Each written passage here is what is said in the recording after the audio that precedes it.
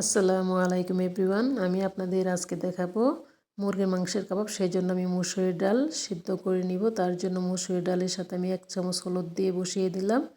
মুসুর ডালগুলো আবার সিদ্ধ হয়ে গেছে। এ পর্যায়ে আমি অ্যাড করব আগের দিন রান্না করে রেখেছিলাম মুরগির মাংস।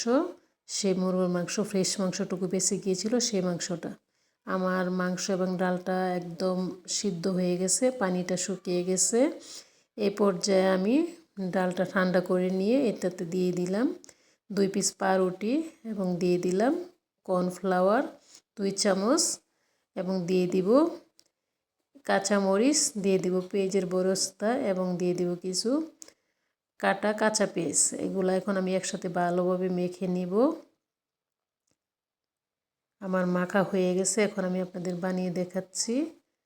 এই যে এইভাবে হাতে একটু তেল মেখে নিতে পারেন। এভাবে বানিয়ে আমি সবগুলা বানানো হয়ে গেছে। এখন আমি এগুলো একটু ফ্রিজে রেখে দিব। ফ্রিজ থেকে বের করে নিয়ে আসলাম, কড়াইয়ে গরম করে তেল দিয়ে দিলাম। এই যে আমি কাবাব দিয়ে দিচ্ছি, একে একে দিয়ে দিব আমার কাবাবগুলা এখন আমি ভালোভাবে উল্টে পাল্টে ভেজে নিচ্ছি। দেখতেই পাচ্ছেন কালারটাও সুন্দর আসছে, মাশাআল্লাহ, খেতেও খুব মজাদার। আমি শেষ করলাম মজাদার কাবাব।